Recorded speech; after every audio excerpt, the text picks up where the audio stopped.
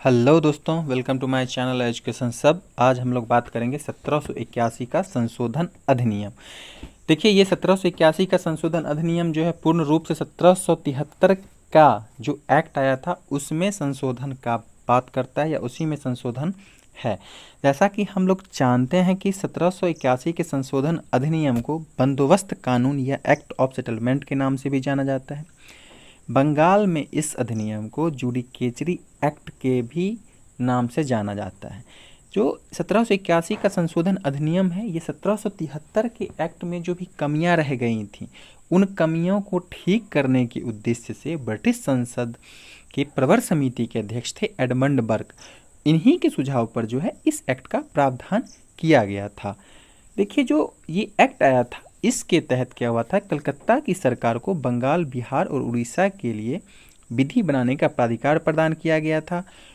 कलकत्ता की सरकार के पास विधि बनाने के दो स्रोत हो गए थे, पहला रेगुलेटिंग एक्ट और दूसरा एक्ट ऑफ सेटलमेंट। पहले के अधीन जो है वो आप कलकत्ता के प्रेसिडेंसियों के लिए और दूसरे के अधीन जो है बिहार, बंगाल, उड़ीसा के दीवानी प्रदेशों के लिए विधि निर्मित कर सकती थी। यानी कि इसको अब दोनों क्षेत्रों के लिए विशेष प्रावधान दे दिया गया था। चूँकि अगर 1773 का हम बात करें तो बस कुछ विशेष मामलों में ही उसे बम्बई तथा मद्रास की प्रेसिडेंसियों के अधीक्षण करना था। ठीक है, तो अब इसके तहत क्या किया था कि उसको और अधिक पावर दे दिया था।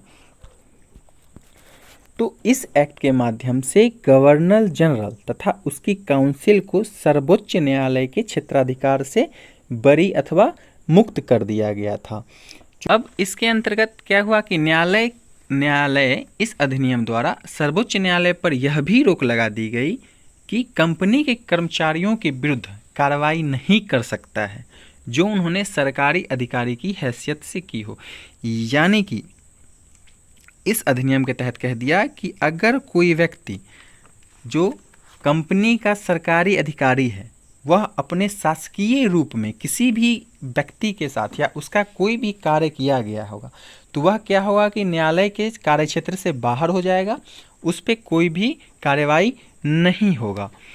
अब क्या हुआ था कि इसी कानून के माध्यम से क्या किया था, कलकत्ता के सभी निवासियों को सर्वोच्च न्यायालय के अंतर्गत स्थापित कर दिया था और 1781 के माध्यम से ही यह व्यवस्था प्रदान की गई थी कि न्यायालय जो है अब हिंदुओं के निजी कानून के माध्यम से हिंदुओं का और मुस्लिमों के निजी कानून के हिसाब से मुसलमानों के मामलों का निर्णय देगा या वाद का तय करेगा।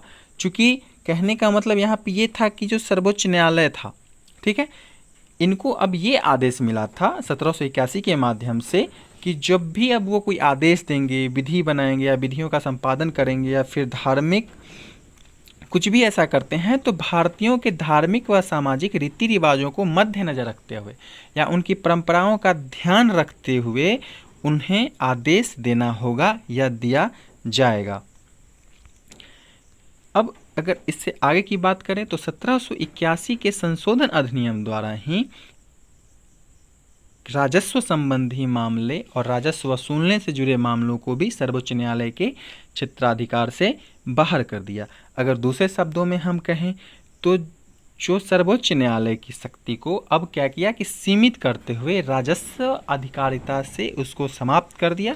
अगर हम बात करें तो अब क्या था कि जो प्रांतीय न्यायालय की अपील जो है अब हम लोग गवर्नर जनरल इन काउंसिल के पास करते हैं। ठीक है, और गवर्नर जनरल इन काउंसिल को प्रांतीय न्यायालय के लिए नियम विधि बनाने के लिए अधिकृत किया गया था। देखिए, अब इसमें क्या था कि जो कानून दिया था इसके द्वारा यह व्यवस्था किया गया था कि जो भी प्रांतीय न्यायालय है, ठीक है, तो प्रांतीय न्यायालय जितना भी होगा यानी कि प्रोविंस कोर्ट जो भी होगा वो अपील गवर्नर जनरल काउंसिल के यहाँ दायर होगा, ना कि अब ये सर्वोच्च न्यायालय जाएगा।